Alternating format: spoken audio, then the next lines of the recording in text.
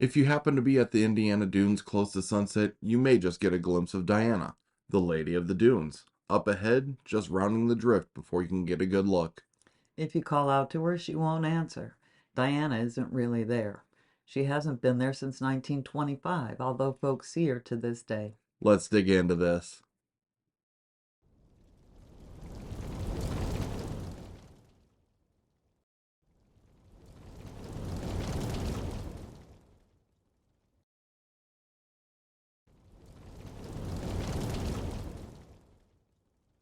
Diana was actually Alice Mabel Gray, born in Chicago in 1881. A rather plain girl, Alice was brilliant and won awards for academic excellence in school. Her father was a lamplighter, and when she was 14, he suffered horrible burns when lamp fuel leaked on his clothing and caught fire. He would be bedridden for the rest of his life, leaving Alice and her mother to keep the household running and care for him and Alice's younger brother. Despite the heavy responsibilities she had at home, Alice managed to get into the University of Chicago in 1897. She studied math, astrology, and theology subjects few women tackled in those days. Alice excelled in her classes, graduating with mathematics department's highest distinction at the time. Her professor had encouraged her to go to Germany to continue her studies in math. Instead, she found a job in Washington, D.C., working for the U.S. Naval Observatory, spending long days doing calculations. She was known for wearing short hair and pants, both so odd they were noted in her employment records.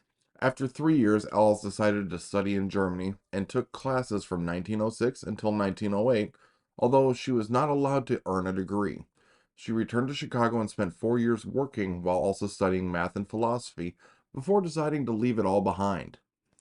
On Halloween of 1915, she took a train to the Indiana Dunes. She was 34 years old. She had a blanket, a few pieces of clothing, two pistols, and eating utensils. She later said she was sick of the city life, of fighting to make a living and not making a difference in the world. She was desperate to get away. She wanted solitude. After 4 nights of sleeping outdoors, she knew she was going to stay in the dunes, but she needed permanent shelter. Winter along the shore of Lake Michigan can be brutal with temperatures below zero, high winds, and lots of snow. She built a shack out of driftwood and furnished it with furniture and supplies she found walking the dunes. She also walked miles to buy supplies in nearby towns. There were neighbors, although most were a long walk from her cabin. Alice would visit and buy fresh milk, eggs, fruit, and baked goods. She was able to use a neighbor's address for mail and would borrow whatever books she could get her hands on. She was better at hunting than most men in the area and fished as well.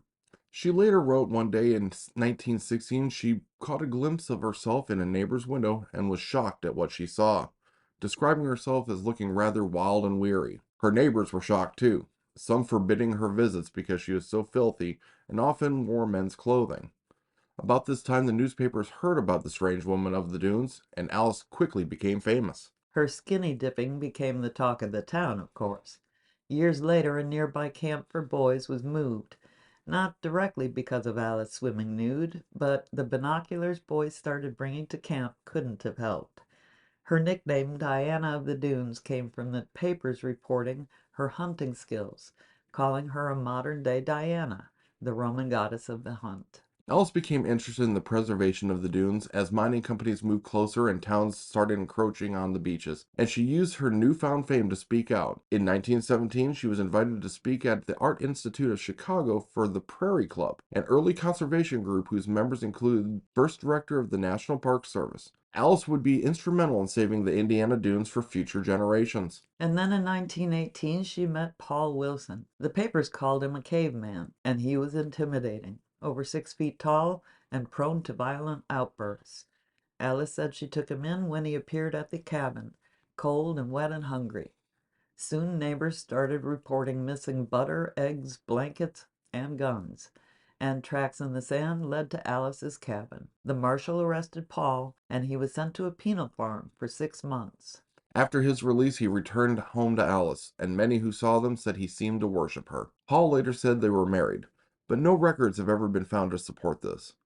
Alice was busy writing a diary and manuscripts. Paul would fish and do the heavier chores while Alice wrote. But Paul's reputation made folks nervous. The nearby sheriff named Eugene Frank was just waiting for Paul to make a mistake. In 1922, a man's body was found not far from the shack. He had been hideously murdered and burned. Alice and Paul were immediately the prime suspects. With accusations of murder and theft swirling, Paul decided to have a talk with Sheriff Franks to try and clear their names. What he got was shot in the foot, while the sheriff also reportedly hit Alice in the head with the butt of a shotgun, leaving her with a 3-inch skull fracture. Alice was taken to Mercy Hospital in Gary, Indiana. Paul was arrested. Sheriff Franks was charged with assault and battery, but died in an accident before the trial. And Alice's cottage was broken into, with clothing, furniture, books, and Alice's manuscripts stolen. Alice and Paul talked about going to Texas, even disappearing for months, only to return to their little shack. On the night of February 8, 1925, Paul showed up at a neighbor's, saying Alice was very sick and needed a doctor. She was diagnosed with uremic poisoning, her kidneys having failed. She died at 5 a.m. on February 9th, at just 43 years old. That same year, the Indiana Dunes State Park would be established. Long-lost relatives paid for her funeral and burial at Oak Lawn Cemetery in Gary, Indiana. Although Paul wanted to build a funeral pyre on one of the dunes, Alice probably would have preferred Paul's way. It's said that Diana never left.